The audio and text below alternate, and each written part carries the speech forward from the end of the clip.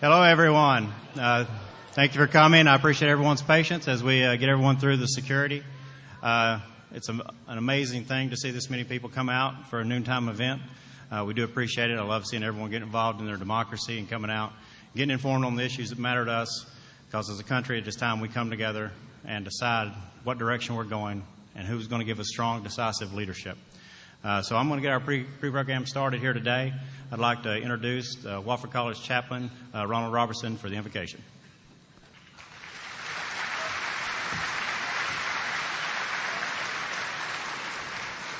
Let us pray. Almighty God, who has given us this good land for our heritage, may we always prove ourselves a people mindful of your favor and glad to do your will. Bless our land with principled industry and sound learning. Save us from violence, discord, and confusion, from pride and arrogance, and from every evil way. Defend our liberties and fashion into one united people the multitudes who have come here from many shores, who speak many tongues and practice many faiths. Endow with the spirit of wisdom those to whom we entrust the authority of government, that there may be justice and peace at home and untarnished honor among the nations of the earth. In the time of prosperity, fill our hearts with thankfulness, and in the day of trouble, may our trust in you not fail. All this we ask in your holy name. Amen.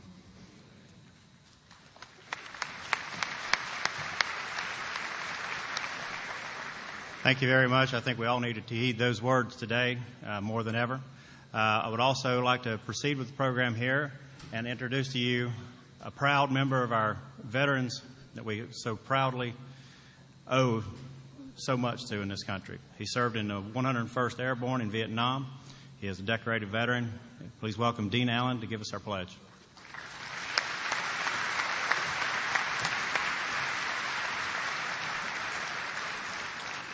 Several years ago, the federal laws changed. Veterans are now authorized to render a hand salute when giving the Pledge of Allegiance. Ladies and gentlemen, please rise and join me in the Pledge of Allegiance to the flag of the United States of America. Veterans present arms. I pledge allegiance to the flag of the United States of America and to the republic for which it stands, one nation under God, indivisible, with liberty and justice for all.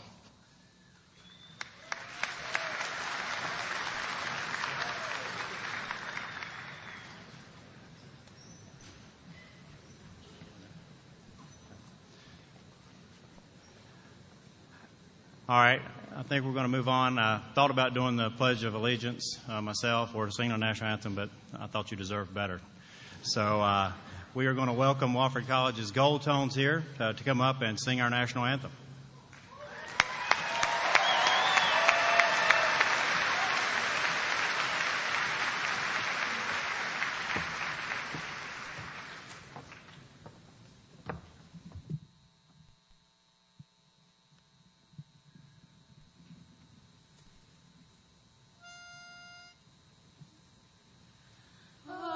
Say, can you see by the dawn's early light what so proudly we hailed at the twilight's last gleaming, whose broad stripes and bright stars through the perilous fight o'er the ramparts we watched were so gallantly streaming, and the rocket's red glare, the bombs bursting in air, gave proof through the night that our flag was still there.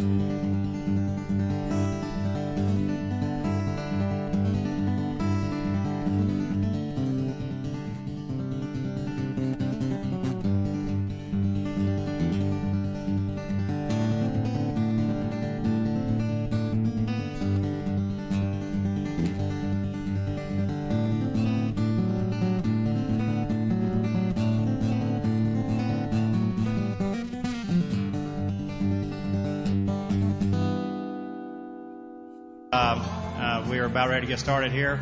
And to get us started on our program, we'd like to welcome our former governor, Governor David Beasley.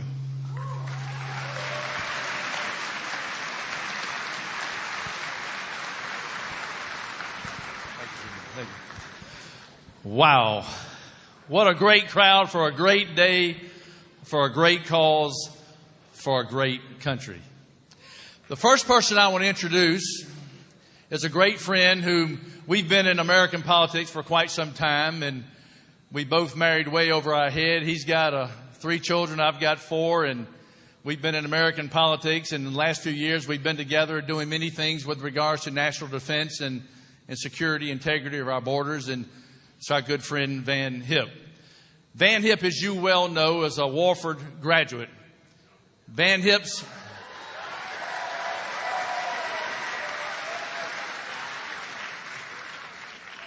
and as you know, Van Hipp loves Wofford. And so he started the Hipp lecture series, and now we're in the presidential campaign dealing with issues of war and peace, immigration, integrity and security of our borders. The series that he has started with Commander-in-Chief is most appropriate in today's time. And so Van started this series on the Wofford campus because of his love for Wofford and because of his love for the freedoms and the liberties and the ideals that Wofford stands for and what our nation stands for. So I present to you a good friend, an author of a tremendous book, of which all the proceeds of that book go to charity and helping our soldiers. Is that right, Van? Van, come on up. Van Hipp, I present to you a good friend.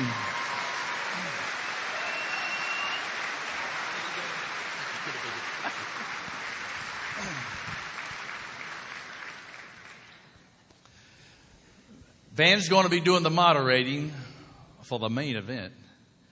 And I'm to introduce the man for the main event. The man who's going to make America great again.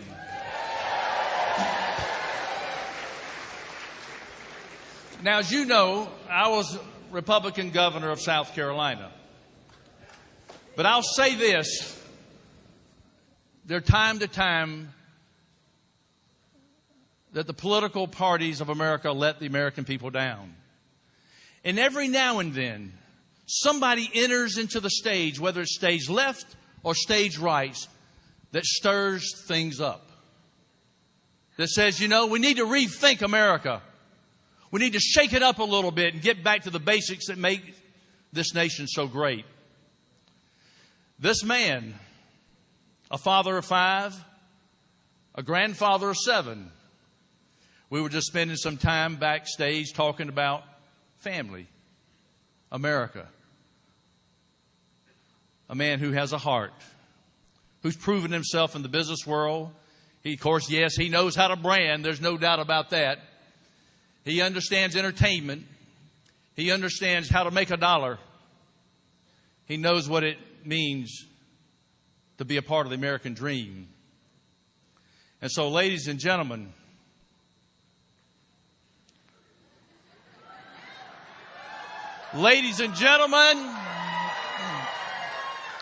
a revolution is about to start in this nation that's going to move this nation back in its right course. And it comes from you, the American people, with leadership that will stand strong. I present to you the next President of the United States, Donald Trump.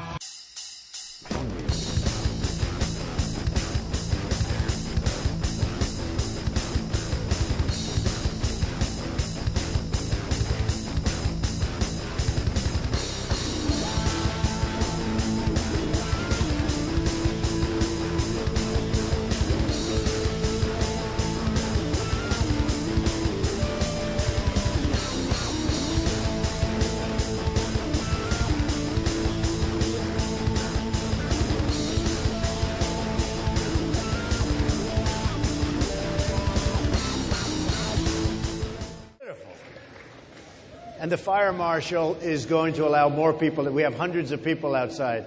They shut them off. Now they're going to let them come in. So we broke the record, that's true. But they're going to let them come in.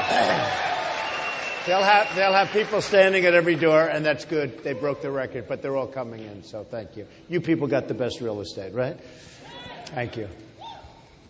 Well, thank you all for being here. Mr. Trump, thank you for being here. Thank you. And this is the Commander-in-Chief Presidential Forum. Thank you for being here. And, you know, as the governor was saying, we started this lecture series several years ago to work with the Wofford students to bring great people to campus, open to the public, hear great new ideas.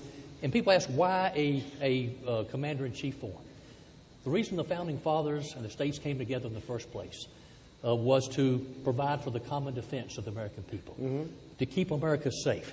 And I can't think of and I think in this election, 2016 is going to be about electing a Commander-in-Chief who can keep America safe. And I would say this, I want to thank Dr. Bill DeMars, the chairman of our government department, did a great job. We got some great questions from students we're going to be asking soon. Right. And why Wofford? Why Spartanburg? There's a rich history here in South Carolina and in Spartanburg when it comes to national security. Our people have an appreciation for what their forefathers went through to build this country, keep this in the freedoms we've got, freedom of assembly, freedom of speech, which lets us be here. This is the place where Henry Kissinger became an American citizen at Camp Croft in the early days of World War II. This is where one of America's best secretaries of state, Jimmy Burns, did much of the work on the Manhattan Project. And this is the place where the Scots-Irish of the backwoods of South Carolina came together to defeat the British and turn the tide in the American Revolutionary War. This is the right place to have a Commander-in-Chief series. And Mr. Trump, I want to thank you for being here. And I would just start with that. This election is about electing a Commander-in-Chief to keep America safe. How do you view your role as Commander-in-Chief and what best prepares you? Well, it's so interesting. And first of all, this is a beautiful place. We drove in. I said, wow, I don't know. If I would have known about this, I would have forgotten about the Wharton School maybe. This is really a special place and a beautiful. And I've met your headmasters. I met a lot of your professors. And you have a great group of people that really love what they're doing and they love their students. So congratulations, everybody. It's really great. Your question is so interesting because it's evolving. It's changing. 2 weeks ago, I would have talked about trade, and I was talking about China and how they're killing us, and we all know that story, and boy, is that true. We're going to lose a tremendous amount of money this year. We have for many, many years because we have people that, frankly, don't know what they're doing. But we're now sort of pivoting. As of about 4 days ago, we're pivoting into other subjects, and very strongly, more strongly than I even thought. When I announced that I was going to run for president, which was not an easy thing to do. You know, if you're a successful guy, you do something, you really put yourself out on the line. And yet it's that kind of thinking that we need in the country now. We have to have that kind of thinking because what's happened over the last fairly long period of time, in all fairness, we just can't keep going on like that. But now, with what's gone on in Paris, and even today, as you know, it's been tragic, what's happening all over, all over the world. And they want to come into other locations. And they said they want to come into Washington, which means they probably want to come into New York or they want to come into someplace else. Unlike our president, he says where they're going to go, that's where they're going to go. He's totally predictable. They're unpredictable. So when they say Washington, they mean some other place. But a lot of things have happened over the last few days that really bring it to a point where I'm more and more speaking about security, taking care of us, being strong militarily, always taking care of our vets, our greatest people, our vets, always. In fact, we put in a plan for the vets. It's such a great plan, and they love it, and everybody's happy because the vets have been treated very badly. In fact, illegal immigrants in many cases are treated better than our veterans. It's hard to believe. And, you know, that's not just a statement. That's not just a statement. That's a statement of fact, and it's a disgrace, frankly. But we're going to straighten that whole situation out. But we're going to have a military that's so strong, so powerful, so respected that, and I say it all the time, nobody's going to mess with us. Nobody's going to mess with us. And so with what's happened to ISIS and with ISIS over the last few days, and it's been happening for a long period of time, we haven't done our job. We haven't gotten rid of them. And we can get rid of them. We can get rid of them swiftly, and we're going to get rid of them swiftly. But and hopefully this is not going to be a problem when I get there, if I get there, if I'm the chosen one. Hopefully this won't. Thank you.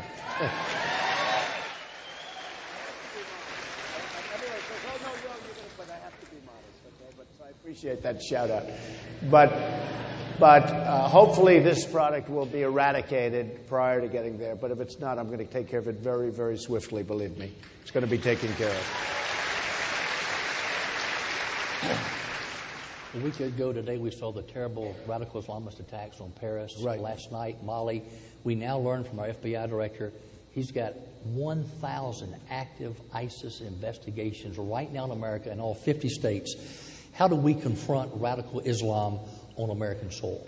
Well, the first thing you have to do is you have to be able to use the term. We have a president that refuses to use the term.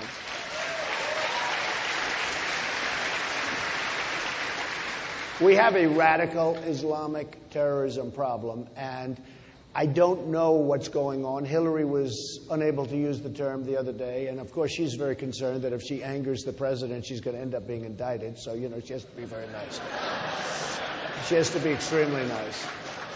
She's walking on eggs right now. Boom, boom, boom. She's walking very gently.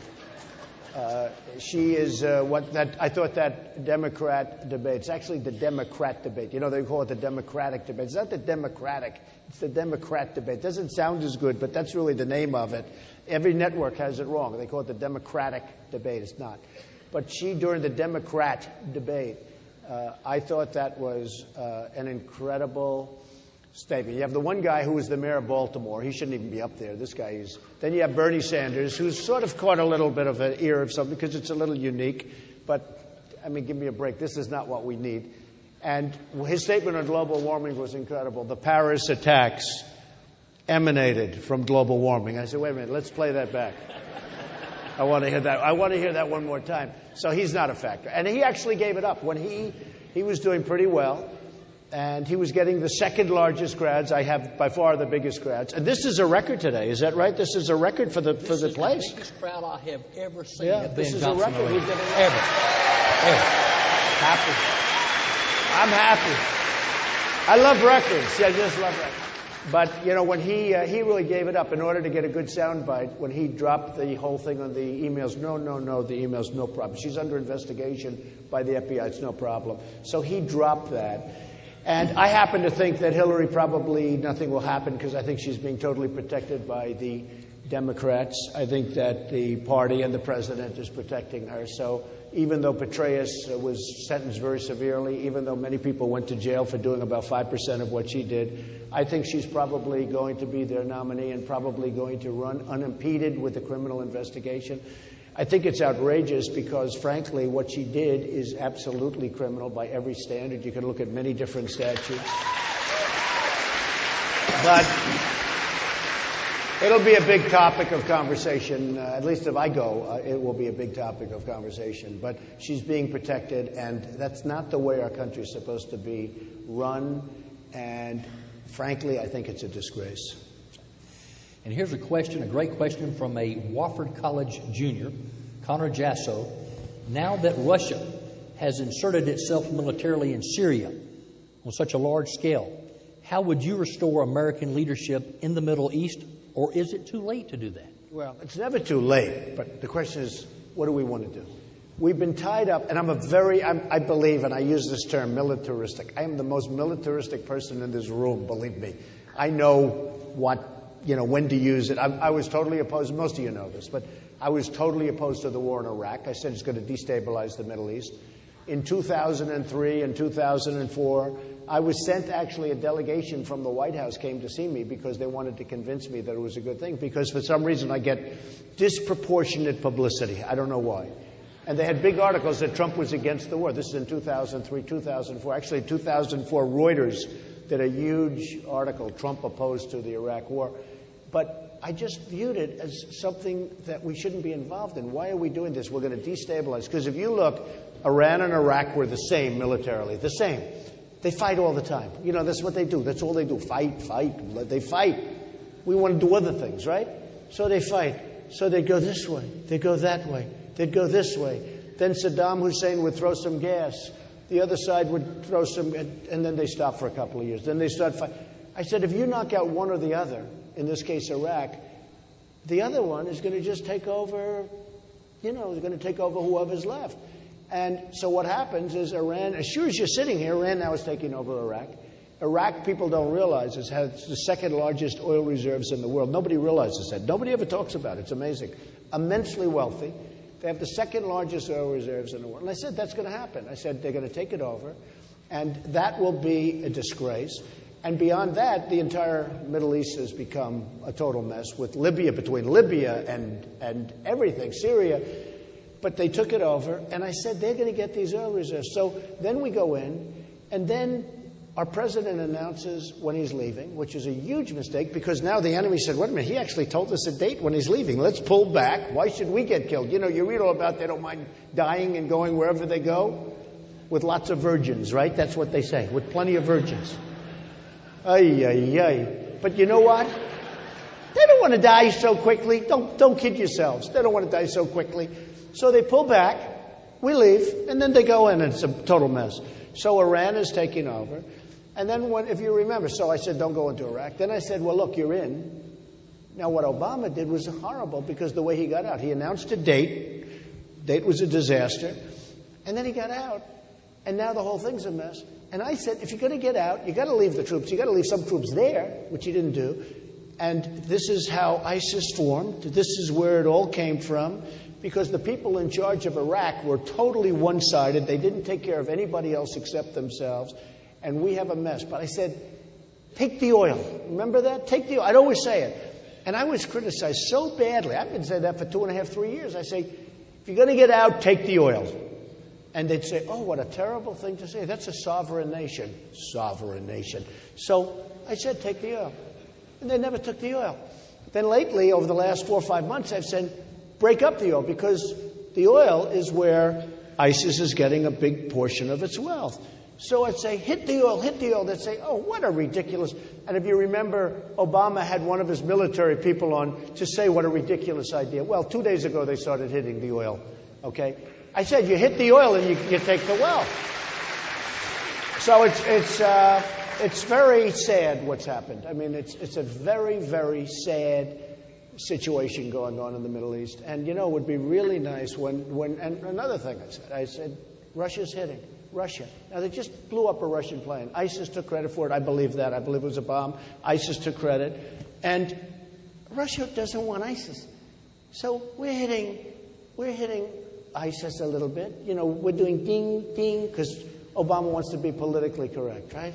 So we're not having much of an impact.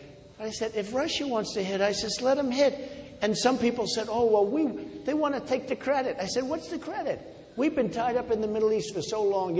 Afghanistan's our longest war ever. Essentially, the whole thing is our longest war. It's all one big mess. But Afghanistan's the longest war. I want to rebuild our country. We have a country that's falling apart. Our infrastructure is falling apart. Our military is falling apart. General Orellana, the other day, I saw him on television. He said, we're the worst prepared that we've ever been as a nation, our military. The worst prepared. That's a big statement. The worst prepared that we've ever been. Because we're decimating military and we're not even winning. We never win anymore. When I was growing up, we used to win. In fact, they said we never lost a war. Now we never win. We never win anything. As an example, to the victor belong the spoils. So why didn't we take the oil? In the old days, people would have a victory and they'd take whatever they want. They'd take the country. They'd take the country. Think of it, we spend $2 trillion. $2 trillion. Does anyone know what trillion means? A lot of people don't even know what trillion means. This was a word that wasn't used 5 years ago, 6 years ago. $2 trillion, if you think about it, in Iraq. We have thousands of people killed, over 5,000, but thousands of young, wonderful people killed. We have wounded warriors who I love all over the place. They're all over the place. And they're the greatest people. And we have them all over. And we leave. We just leave like nothing happened. We leave. And I say, to the victor belongs the oil. Why didn't we keep the oil? And nobody can answer. And then finally, 3 days ago, they start hitting the oil. It's too late. I mean, look, it's too late. It's better now than never doing it. But we should have done this a long time ago. If we had the oil, there wouldn't be ISIS, because ISIS is making $1 million a day with the oil. So now finally they're hitting it. And I said hit it because that's the source of their wealth. Another source of their wealth, though, is banking. I'm very good at banking. I'm a very, very good at, but banking. They're being sent money through back channels and through very intricate banking channels all over the place by our so-called friends. Okay, friends, wealthy nations, they're getting them money. Now, I don't know because they like them or because they're afraid of them. It doesn't make any difference to me. But a lot of money is coming through intricate banking channels, and that's got to be stopped.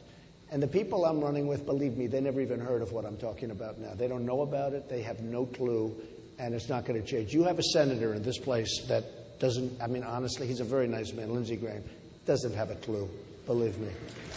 Doesn't have a clue. Although he's not doing too well on the polls, so I don't really care. I shouldn't talk about it. Just a few years ago, the then FBI director, Robert Mueller, testified to Congress that in 1 year, this is like maybe 3 or 4 years ago, we caught 59,000 people from countries other than Mexico illegally trying to come into this country. And these countries included Somalia, Yemen, Pakistan, Syria, you name it. What do we do to keep bad people and bad things out of this country? Such a good... Now, I've been saying this. So when I announced, I said illegal immigration, I took a lot of heat. Rush Limbaugh said he took more incoming than any human being I think I've ever seen. He said that. And I never heard the term incoming as it pertained to the press. Those people, look at all those cameras rolling up there. Oh, that's beautiful. Hello, folks.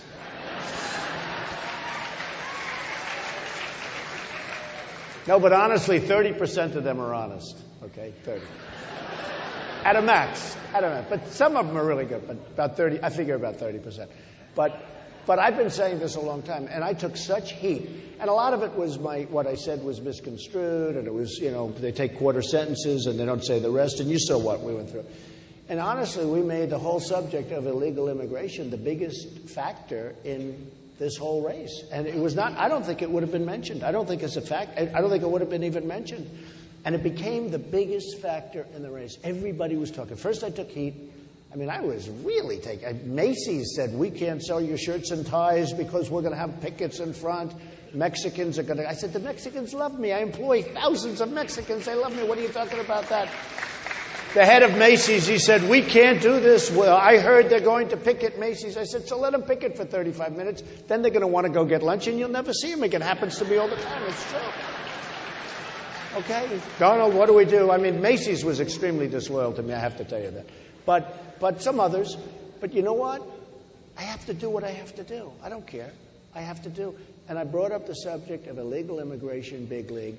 And then people started to say, about 2 weeks, took a while, but people started to say, he's right. And then you had tremendous numbers coming out, tremendously poor numbers and bad numbers coming out about the crime. The crime wave is incredible. And then you had beautiful Kate in San Francisco shot in the back by an illegal immigrant. And we had so many others. Jamil, and a wonderful young student who was going to go on a scholarship, full scholarship, football scholarship. This is a great kid, great father, was a friend of mine. And he was shot right through the head by standing. He was walking home from a deli. He got himself a sandwich and his father. They were going to have a sandwich together. And this guy passed him and just shot him. Took out a gun, shot him in the head 4 or 5 times. And when he went down, he went like this, and he shot his hands off because it was a .45 and shot him right through the hands. I mean, the whole thing was so horrible. And so many other cases, illegal immigrant. And people started saying, Trump might be right. He might be right. Now they know I'm right, and it's become a big factor. And you were just telling me how well he was telling me about the polls. He knew more about my polls than I did. Can you believe this? But you were just saying about how good they are. But I think a lot of it has to do with illegal immigration. And then to get back to your question, you bring it to today, and a lot of people are viewing the whole Parisian disaster, which is just a horrible thing. But they view that as part of safety and part of borders and part of the fact that we're going to have borders, and they're going to be borders, strong borders on the southern border and everywhere else. And just to finish, we are going to have a wall, and we're going to have a big wall and a real wall. And Mexico is going to pay for the wall. I will tell you that. Mexico's paying for the wall. So when people saw that, and they understand now, a lot of the candidates that I'm running against are sort of coming my way. I was out there by myself. Now all of a sudden they're saying, I think a wall's a good idea. A wall's a 5 weeks ago, they were saying, you got to be kidding. The other thing that's funny, and they'll never be able to do that because they're just politicians. They're all politicians. But when I say Mexico's going to pay, I'm not playing games. I'm not just saying that. I'm a business guy. It's like CNBC. They were going to have a 2-hour debate, and then they sold all their commercials for numbers that they never thought possible, and they made it 3 hours. And I said, you're not going to do that. And I protested. And within about 2 minutes, I convinced them not to do it. I said, that's not right. Who wants to sit for 3 hours watch? I don't care. I can stand for 25 hours and do a debate. But who wants to do that? And everybody said, oh, but you won't be successful. And if you call them, they won't do it. I said, they'll do it. They'll do it. Believe me. I got all the ratings anyway. So I said, I won't participate in the debate. And they said, okay, we'll make it 2 hours. Huh? But we got them down. We got them down. And the same thing with Mexico's actually easier. Because we have a trade imbalance with Mexico of $45 billion a year. The war's going to cost probably $8 to $10 billion. And that's super wall. That's not, they were going to spend more money on a little wall like this where you just drive over it, right? You saw the walls they built where they have a ramp. And they built a ramp on the wall. They built the wall. And they have a ramp where the cars go over at 40 miles an hour. And they have the drugs. They're loaded up with drugs. And they just go over. We're going to have a real wall. We're going to have a wall. See the ceiling up there? That's about the height. Maybe we'll go a little bit higher. Believe me. We're going to have a real wall. And walls, remember this, ask Israel. Walls work. In Israel, 99.7%. That's how it works, okay? That's pretty good. And they have a wall, and walls work. In fact, this migration, which is a disgrace that we could have allowed and other countries with their stupidity, but us, by destabilizing the Middle East, you have the migration. And now some of the countries want to build walls. And you know why they want to build them? Because they work. And we're going to build one. And if people go back, if the press goes back and looks, a number of years ago, like 10 or 12, people wanted the wall. And one of the reasons the wall was never built was they could never get, listen to this one. I'll tell you who'd like this is Bernie Sanders. They could never get an environmental impact statement approved. Can you believe it? They could never get, because a toad or something was in the way, probably a snake in the desert. But they could never get an environmental impact statement approved. Can you believe this? And then you look at China. They're building islands in the South China Sea. They're dredging that sea. They've got the biggest excavators you've ever seen. Not caterpillars, by the way. They use their own. But they've got the biggest excavators, and they're dredging the ocean. They're dredging the sea. And they're building islands in the middle of the sea. And I said jokingly to a friend in China, so how long did it take you to get the environmental permits? He goes, what? What? He didn't know what I was talking about. I was kidding. I have to say that for the press because they'll think I was serious. But what you'll read tomorrow, Donald Trump said that they couldn't get environmental. But think of it. We're at such a disadvantage with the way we do things. But we will get everything approved. We will build that wall. It'll be a tremendous wall. It'll be a fabulous thing. And by the way, so important, and I say it, that wall will have a big, beautiful, open door, and people are going to come into our country, but they're going to come in legally.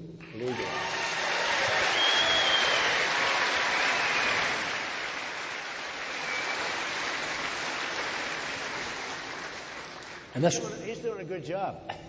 No, he lets me talk. A lot of people cut me off. I don't like it. That's a great lead-in to the next question from a Wofford College freshman, Jonathan Tokay. How do you secure our border without hindering or hurting trade in our economy as a whole? Okay. Well, one of the things, and I always talk about, I never really get to the economics of the border, but I do have to bring it up because it is an important factor. It's actually a great question. We lose a tremendous amount of business by having a weak border because business comes over. First of all, what is pouring over our border is drugs. When we have this deficit, we're talking about having an imbalance of $40 or $45 billion, 40 to 45, and this has gone on for years. That's not including drugs. And if you look at the drugs that are pouring across that border, it could be a number bigger than even what we're talking about. It's massive. So we're losing a tremendous amount in that way. But what happens is we're also losing a lot of jobs because people are coming in, they're taking jobs that we could have for our people, and don't believe the number of 5.2%. It's nonsense. It's total nonsense. We have 100 million people in a workforce. These are people that want to work, many of which want to work. They've looked for jobs for months and months and months, and you and I were discussing it. They'll look for jobs for months, and they can't get it, so they give up. They quit. They give up. They say, I can't get a job. I cannot do it. So they go back, and now they're taking off the roll. So that this number, the 5.2, the unemployment number that you read about all the time, we're doing so well, the real number is 25%. Okay, that's the real number. Okay, and that number, in my opinion, and I don't even blame this on Obama, that was done years ago, although it's gotten weaker and weaker over the years. But that number was devised by politicians that wanted to make themselves look good. That's all it is. It's not a real number. It's a phony number. Every time I hear it, I turn off the television because it doesn't matter. They say unemployment went down. When I went to Mobile, Alabama, I had 35,000 people. I went to Oklahoma, I had 20,000 people. Wherever I go, I have crowds that are so massive. It's only restricted by the size of the arena, like this. I mean, it's literally only restricted. And I told somebody the other day, if the real number was 5.2%, I'd have 15 people sitting in the front row. It's just not. I mean, we have got tremendous problems. Our jobs have been taken away. They've gone to Asia. They've gone all over the place. They've gone to Mexico. Tremendous numbers of jobs have gone to Mexico. I mean, Nabisco is moving their big plant from Chicago. You know that story. I talk about it because I used to like Oreos. I don't eat Oreos anymore. Nabisco has a big plant in Chicago. They've just announced they're moving that plant to Mexico. And which is terrible. I mean, how does that help us? It doesn't help us. There's nothing that helps us. And they're actually incentivized to do that. Look, folks, we're run by stupid people. We're run by such stupid people. It's so stupid.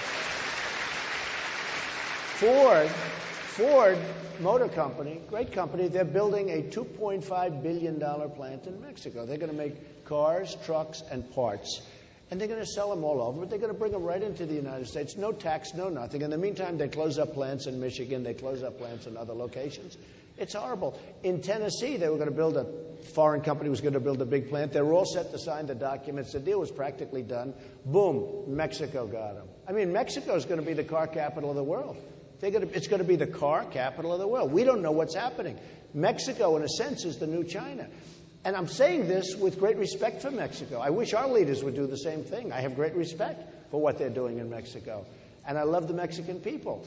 But they're taking advantage of our people because they're much better, smarter negotiators. It's sort of interesting. Since I've been doing this, Carl Icahn, one of the great business people of our time, tremendously wealthy man, great negotiator. I know him for many years. Just a great negotiator, and others. But Carl endorsed me.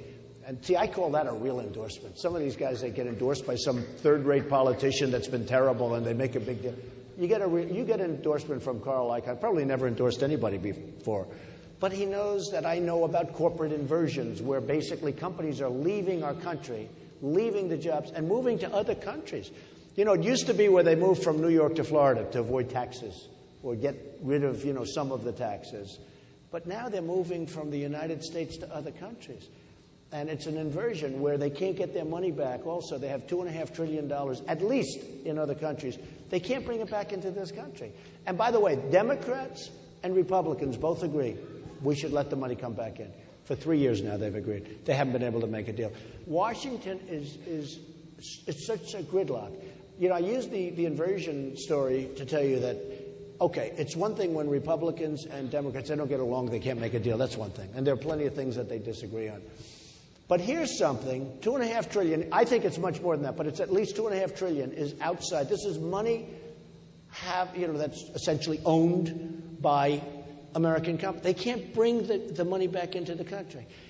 Politicians for years have agreed on both sides, almost unanimously, that it's good to have the money come back. Who could say bad, right? No, we don't want the money, right? It's ridiculous. They can't agree. For 3 years, they've been talking about it. They can't agree. And if that $2.5 trillion came into the country, more, but if that $2.5 trillion came into the country, think of what would happen. I mean, it would be a tremendous influx, jobs and everything else. But they can't even agree on something that they all agree to. It's very, very sad. And that's where leadership comes in. I mean, I would get them in a room, and I'll tell you, within 2 hours, we'll have an agreement.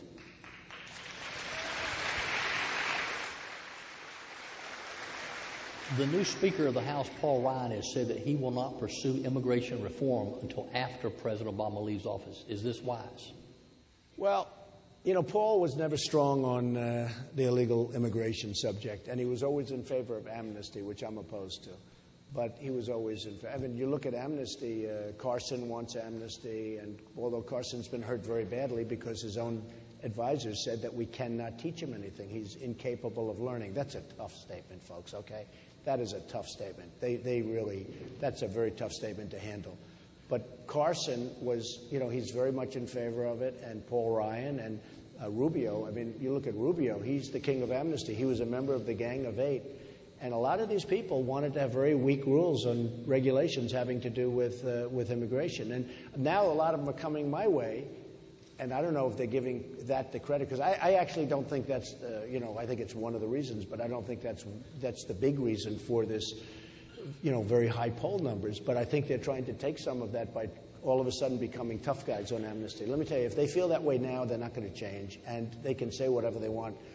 But the people are smart. One of the things I've learned, and somebody asked, what was the thing you most learned?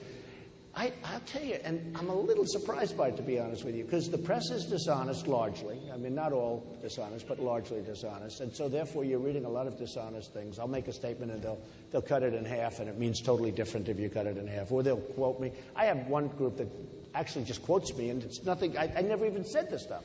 So the press is dishonest. I have to tell you, I'm amazed at how smart the public is. The public is really smart. No, I really mean that. They really get it. And I think, somebody asked me that question, what have you learned most? What's been the biggest surprise? And I don't know if there was a total surprise, but somewhat of a surprise. The public gets it. They're really, really smart. They understand what's going on. And that's why the media has such a low public opinion. They have very low of Congress, as they should. They have very low of a lot of things, but they have a very low. It's down in the same area of Congress. Somebody said it was actually lower than Congress. That's hard to believe, because I think Congress is at like 8% or 10%. But the public gets it, and it's really impressive that they get it. So congratulations, folks. I mean, I'm very impressed by that. And here's a question that's been asked by a number of Wofford College students. What would you do or propose as president to help American college students compete in a global world? So it's a question I probably get asked, because when I go to colleges, I get asked so many times about that. Can you help us? And it's probably the questions I most get are from college students who work very hard. They borrow up to here, and they go through college, and they're good students. And the answer is, I'm going to create jobs. I will be the greatest job-producing president that God ever created. That I can tell you. I mean, I will be. I will. I'm going to have jobs. I'm going to take jobs back from China, and I'm going to take jobs back from Japan. I'm going to take jobs back from Mexico. I'm going to take jobs back from Vietnam, which is hot as a pistol right now. It's going through the roof. They're actually taking things away from China. But we're going to take jobs back from some countries that you've never even heard about. And we're going to have our jobs here. We're going to have jobs. We're going to be free traders, but we're going to be smart traders. We're not going to have imbalances of $400 and $500 billion. You know what that is? $500 billion? And, it's an amazing thing. You'll have Japan, China. So they take our jobs. They take our money. They take everything, right? And we owe them $1.5 trillion each. Figure, how do you do that? It's like a magic. And it's only because we have people that don't know. They were put there because they gave political contributions. They're hacks. They don't know. We don't use the great negotiators like Carl Icahn, like Henry Kravis, like others that I'll have involved. I'll use our greatest negotiators. And believe me, when they see like a Carl or others that I know the best in the world, and they see these people coming, they'll know the game's over. Game's over. They'll do fine, but the game's over. I mean, think of what that means when somebody's got an imbalance, where we are imbalanced by to the tune of $505 billion. Supposing I cut it in half, I'll do better than that, believe me. I don't want to lose $200 billion either. But can you imagine cutting? What does that mean? That's so incredible. The difference would be so great. So we're going to have the greatest negotiators in the world, and we're going to create jobs so that when you graduate from this school, you're going to have jobs. You're going to have jobs. You're going to have victories, too. You're going to have a lot of victories. We don't have victories anymore. We don't win anymore as a country. We don't win at anything. We don't win with ISIS. We don't win with the Iran deal, one of the worst deals I've ever seen negotiated. I mean, I should have had our governor negotiate that deal. That would have been a lot. But you know what? We don't win with anything. We don't, I mean, what was the last time you see victory? We lose on trade. We lose on the war. I tell people, I say, you know, we have generals. I was a great admirer of George Patton. He was not politically correct at all, but he was rough and tough and smart. And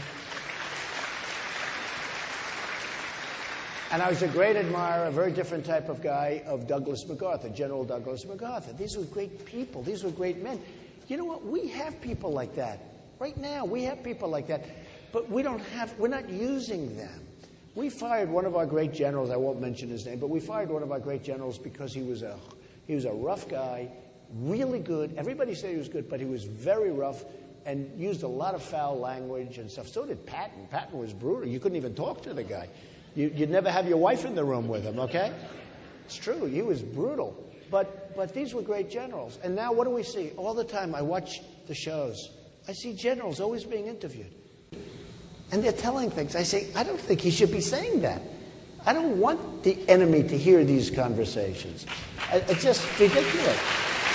So we will be creating jobs. And the biggest thing I can do for colleges, and I say it all the time, more important than anything, we're going to do something with the loans because the loans are really choking everybody. We're going to do something.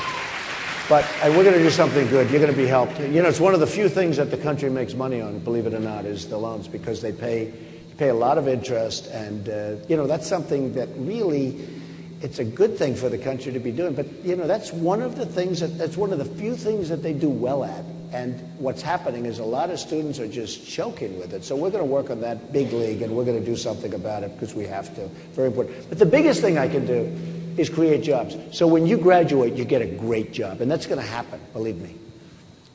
That's a good tie-in. You mentioned the Iran deal. We have a great question from Nick Reitzel, who's a Wofford College freshman. How would you renegotiate the Iran deal, or what deal would you propose if you were to start over? So my whole life has been contracts. My whole life, that's what I've done. My father said he's the greatest I've ever seen. That's a nice, I mean, he said my father, but he was a tough cookie, okay? And my whole life has been contracts. And I buy deals where some poor guy made a bad contract. And I'll buy it cheap because it's a bad contract. I buy cheap. I like to buy cheap. And I'll renegotiate the contract. Nothing wrong. I'll call the bank. I'll throw it into a chapter. I mean, I've done deals where I buy something. A friend of mine was in big trouble. So I said, what do you want? He said, could you help me? I said, what? He said, I have a bank. So I knew the bank. So I called the bank. I said, do me a favor, help the guy. He's dying. So the bank said, Donald, we won't do it. I said, well, then I may, you know, it's a good company, actually, but he's got the wrong borrowing and he's got a bad deal with you guys. I may buy it, but if I do it, it's going to be rough on you people. They said, no, don't do that, but we're not going to do anything for him. We're not going to do, and they didn't think I was going to buy, just like they didn't think I was going to run for president. Everyone said he's not going to run for president. Then he runs for president. They said, yeah, and now look what they have. Look at the mess. I mean, all these pundits are saying, what happened, right? But I said, no, I'm going to buy it. They didn't think I'd buy it. So I ended up buying for a very small amount of money this good company because it was choking. He was choking. I called the banks. I said, I bought it. And they said, well, we're not going to do anything. We told you. I said, that's okay. I put it into a chapter. I broke their asses.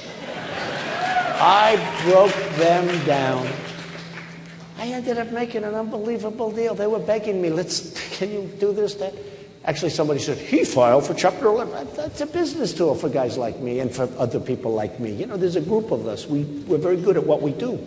But I take bad contracts, and I make money with bad contracts. I like bad contracts, as long as I don't sign them, as long as I don't do them. But you buy them cheap. So we have one of the worst contracts I've ever seen negotiated, the Iran deal. We get nothing. We get nothing. We've taken a terrorist state. We've made it extremely rich, extremely powerful. We don't even get our prisoners back. We have 4 hostages that are wonderful people. I call them hostages because that's what they are. And Kerry, who's a total novice, he's like a baby. He's our Secretary of State. That's what I mean about the people we have. He's like a baby. He makes this deal. And they were asked, why didn't we get our hostage? We're giving them $150 billion. You know, they don't have to worry about nuclear weapons. They don't have to make them. They can buy them. They got so much money. They'll buy them. They'll have them tomorrow. We are so stupid. So we're giving them $150 billion. We're giving them, the greatest is the 24-day, but even greater than that, in some cases they self-inspect. You know about that, right? They do their own self-inspection. And we don't get our hostages back, and there's many other things that are very bad. And it's one of the worst transactions I've ever seen negotiated. I'm not talking about between state and state or between country and country. I'm talking just as a deal. It's one of the most incompetently drawn deals I've ever seen. We get nothing, and we give them back. And by the way, if I were doing it, I would have said a couple of things. First of all, you've got to give us our prisoners back. They would have said no. And I would have said, thank you, bye-bye, bye. And then I would have gone out. There's nothing wrong. Oh, I know you have some business students here. There's nothing wrong with walking. Some of the best deals I've ever made, I've walked away from like 4 times, okay? Like, bye, bye, bye. And they call back. You say, all right, and you get, or at least you get something. We just stay. They refuse to leave. Do you know Obama would have looked great if he terminated that deal? He would look so smart. If he would have walked, I would have said, wow, that's great. He walked. People in this room would have said, great. We wouldn't walk. We'd ask for something. They'd say, no. Oh. Okay, we'll take it. We're run by incompetent people. So why didn't we get our hostages back? Kerry said we didn't want to ask for them because we didn't want to complicate the negotiation. No, think of it. That was the reason. They didn't even ask for the hostages back. I would have said, just as a difference, I would have said, fellas, listen, we want the hostages back. Got to get them back. You don't want them. You don't need them. Your people don't even know you have them. Our people, we want them. And it sets a nice tone for making a deal. Okay? It's good for you. You don't need them. They don't do you any good. They're in one of the roughest prisons in the world. One's in there because he's a Christian. He's in there because he's a Christian, which, Governor, I don't think you're happy with that one, right? He's in because he's a Christian, the pastor. And I met his wife a couple of times. She's so lovely. She doesn't know what to do. And she says gets no cooperation from the government. So here we give them $150 billion, and they're in there, and we don't get them. So if we would have walked, they would have called back. We would have doubled up the sanctions. They would have called back. I guarantee you, you walk and double up the sanctions. I guarantee you within 24 hours they're calling to get back to the table. The hostages come out. That should have happened before we even started negotiating. But so many other things. So the question is, though, what do you do now? Because we got a bad agreement. And the worst part of the agreement is the money will be gone by the time, assuming I get there. The money's gone back before I get there. Okay? That's a bad thing. The money is gone before I get there. So what's going to happen is I will take that horrible deal and I will figure something out. Because that's what I do. There's always a bad clause for the other side in a really bad contract. I've seen contracts that are so one-sided and so horrible. But there's always a clause. There's always something. And I will do numbers on them that you're not going to believe. And here's the other thing. You know, a couple of them said, I will avoid the contract. You know, a couple of the people running against me, you know, tough guys. They're going to avoid the contract. Believe me, not so easy. I will avoid the contract. You look at some of the guys, you know who are the guys I'm talking about. You know where they are right now? They're at zero, most of them. But there's always something in there. But I'll tell you one thing that will happen. Before I take office, if I win, before I take office, our prisoners will be back. I guarantee you that, before.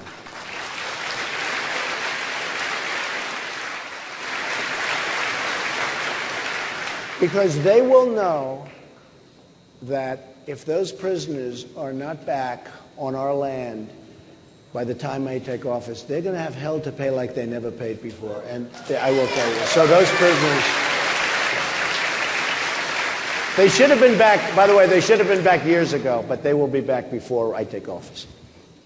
Yes, yesterday, the president said in the Philippines that Syrian refugees are no bigger threat to the U.S. than tourists. And I want to quote the president. He said the idea that somehow they pose a more significant threat than all the tourists who pour into the United States every single day just doesn't jive with reality. Your thoughts? I mean, do we really even have to answer that question? It's incredible. A friend of mine and a man who's actually considered one of the top, look at the people are still pouring in. This is crazy. You guys really know about real estate. You got all the good locations, but they're still coming in.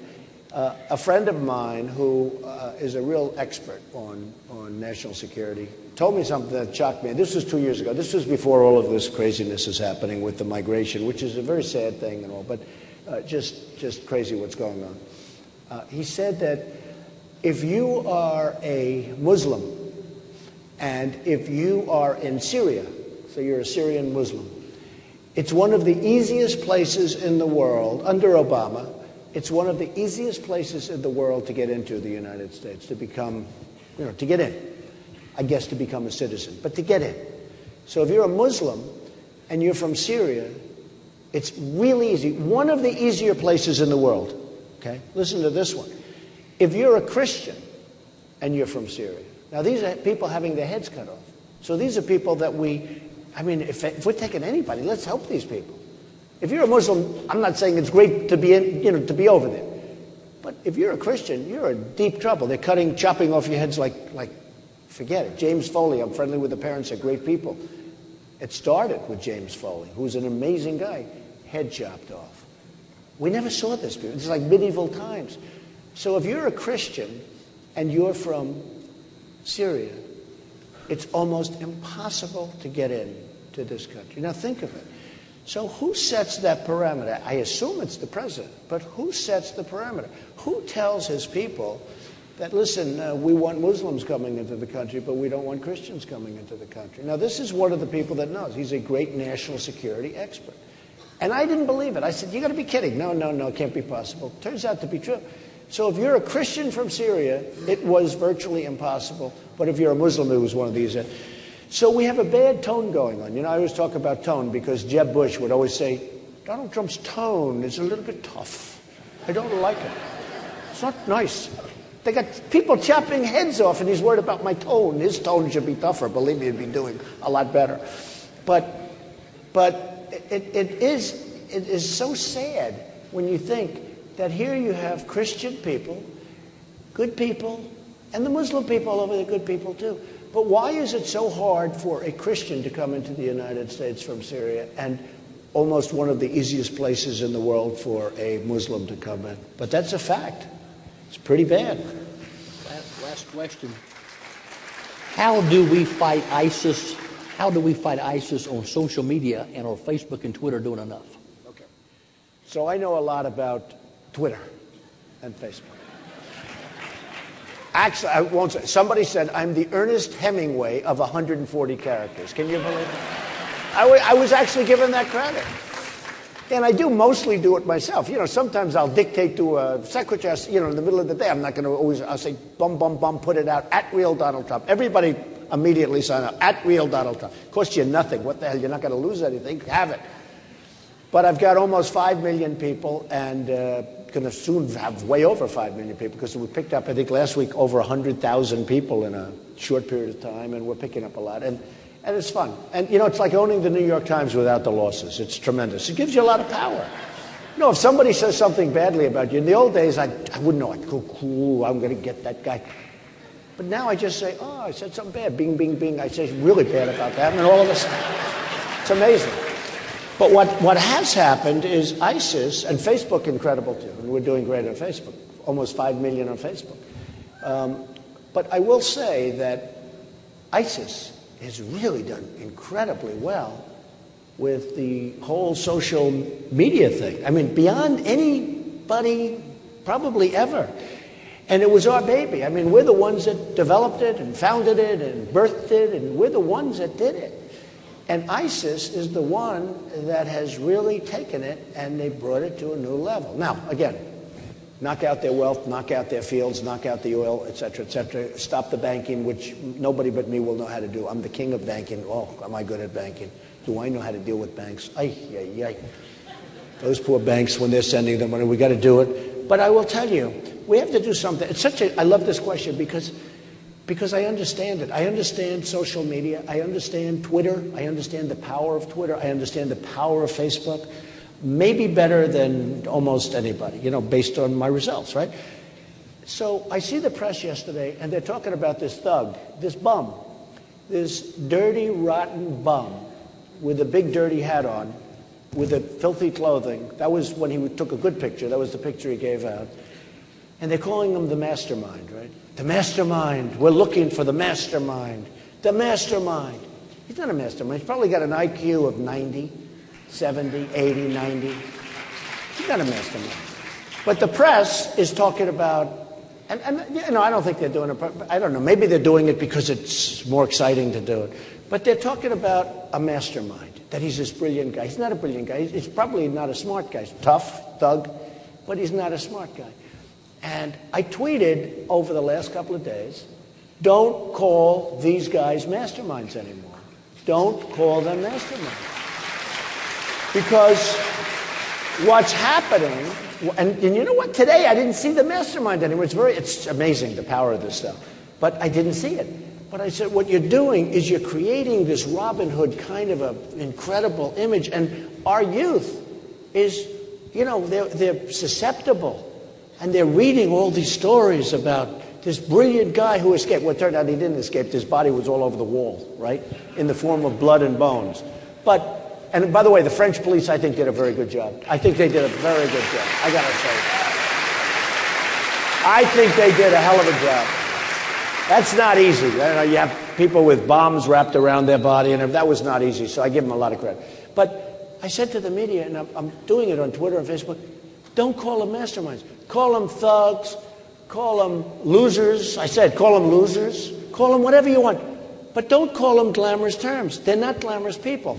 What is a mastermind about sending a few stupid people into various places in Paris, going bang, bang, bang, boom, boom. And one other thing while we're on that subject, Second Amendment, okay? You know what I'm going to say, right? So you had hundreds of people in those rooms, those various rooms, especially the big dance hall. You had hundreds of people in those rooms. Paris and France have probably the toughest gun laws in the world, from what they say. Okay, and we have tough gun laws here in some places, and by the way, they're usually the places that have the biggest problem. But Paris and France have the toughest gun laws almost in the world. So out of all of those 5, 6, 7, 800 people, there wasn't one gun. The only one that had the gun were the thugs, were the stupid people, were the losers. They were the only ones that had the guns. And they went in, and you heard the reports, the same reports of people that survived. They'd say, over here, boom. Over here, boom. Move over, boom, boom, boom. So they killed almost 150. Many more will die because you have 370 in the hospital, many of which are expected to die. But they just moved them over, boom. You know what? If I'm in that room and let's say we have 2 or 5 or 40 people with guns, we're going to do a lot better because there's going to be a shootout. There's going to be a shootout. We're going to do a lot better. These people were helpless. They were helpless. We would have been helpless too if we were sitting there without a gun. I actually have a right to carry. I have a pistol right to carry. These people would have been they were absolutely helpless. If they had some guns in that room, they would have been so much better off, and it would have been a much, much different result. So I say that just in finishing, but I say that because our Second Amendment is a very, very important thing. It's a very good thing. Remember that.